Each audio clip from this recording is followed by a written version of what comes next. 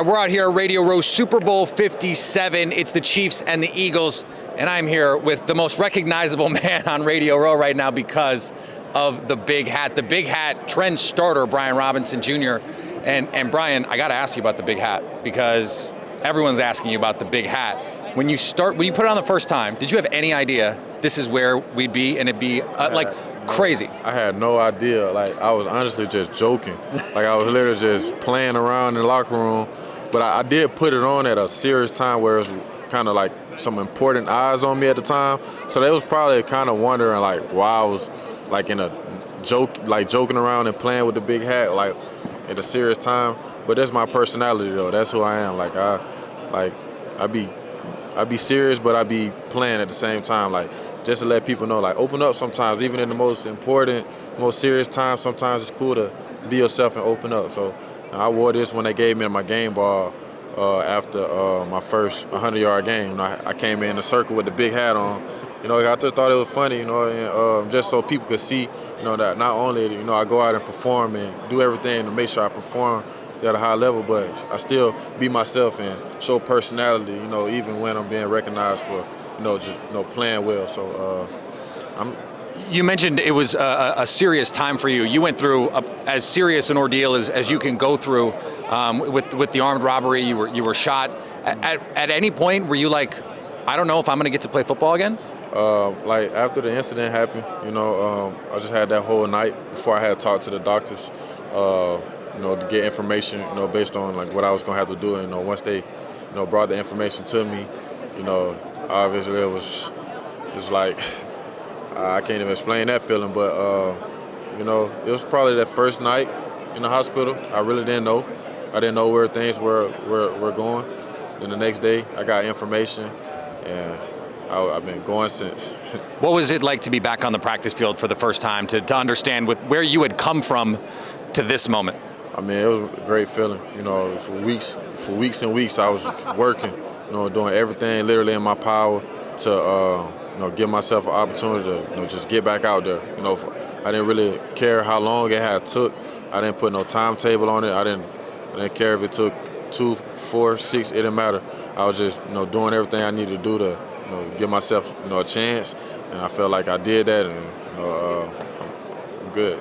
Did you ever have a moment where you were like, I don't want this thing to define my career. I don't want this to be the thing I'm known for. Like, I want it to be for what I do on the field. Right. Obviously not. Like, I worked so hard, extremely hard, like, you know, my whole entire life to, you know, just play in the NFL, you know, staying away from, like, trouble and violence and gun violence and stuff, like, back where I'm from.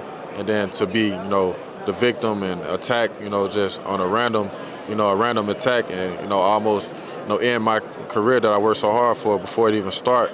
You know, it's crazy. You know, it's traumatic, but you know, to be able to, you know, live on and continue to, you know, walk in my shoes and, you know, be able to tell this story one day is what, you know, make it even special.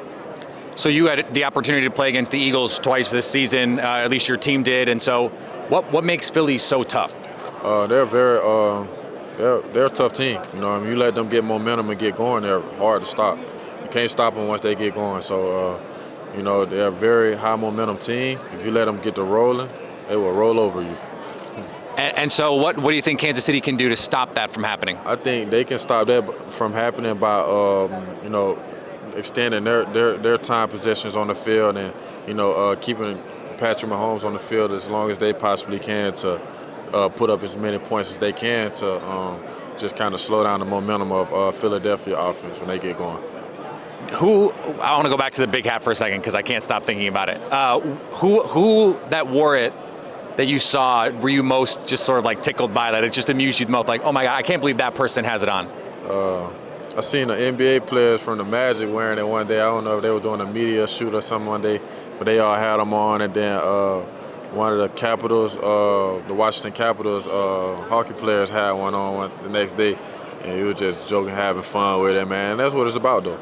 You know, so I'm glad. What did you think of Jai Alexander? Did he rock it? I think he rocked it, man. I give him credit. He did rock it because, man, like even when he put the hat on, he expressed how he felt when he was wearing it. But that's all about him being himself. Again, you know, another, you know, opportunity for you to just be yourself. Like, you know, everybody's just so uptight about just this lifestyle and everything that come with it, but also you can still enjoy yourself and show personality and show people who you really are. Like even when you going through something so serious and important and you just got to mentally lock in, you can take that stress off yourself by just having a little fun, smiling, doing something that make you laugh, make you smile sometimes instead of always worrying about what the next person, what makes them happy. Like think about yourself sometimes, what your personality.